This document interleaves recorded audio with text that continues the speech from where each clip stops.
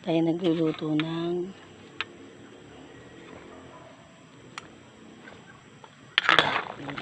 natin ay tinulang tahong. Ayan, nabili tayo ng gabi na, tapos tayo nakasaing.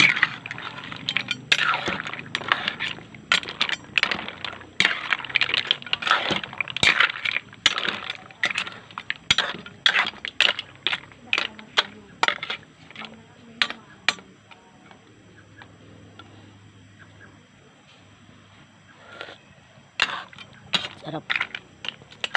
Ang dilim, hindi kita. Kaya kasaing na tayo.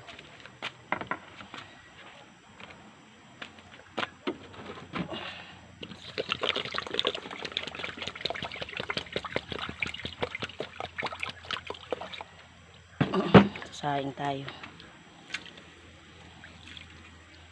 Ginabi na tayo. Pasaway kasi yung mga anak ko eh.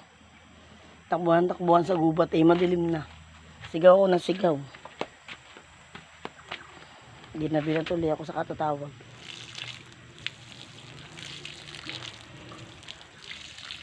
Yan. Tapon natin yung hugas bigas dito sa kamatis para masustansya.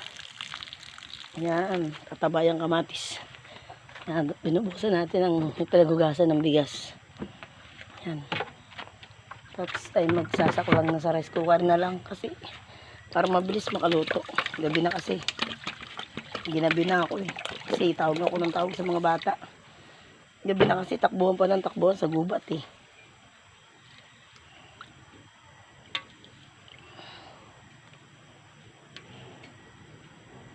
Kunti na lang, baka kasi hilaw. Kunti pa. Yan. Ayan, sasalang na natin yan. At gabi na.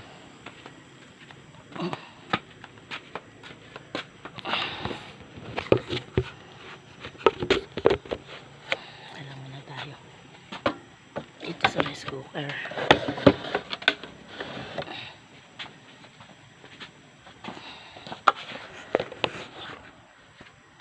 Ano niya? Pagsaksak. Ako lang tao dito kasi pupuntahan sila sa wifi. Yan. Pagkatapos maglayas, punta wifi. Ako lang dito. Iniwanan yung mga pinag-charge ng mga cellphone nila. Oh.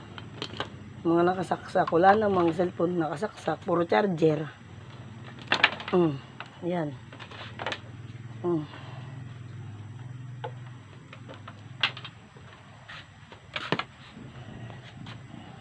Sandali lang ha. Diyos ko.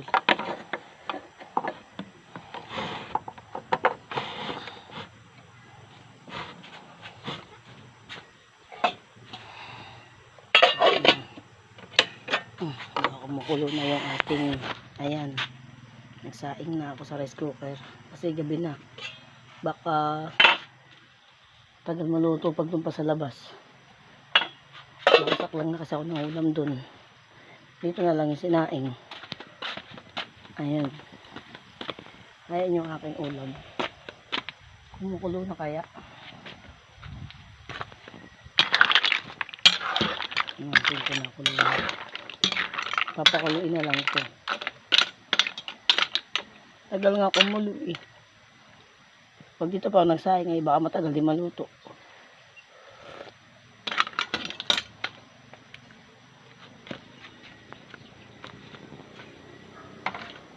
Gabi na. Madilim na.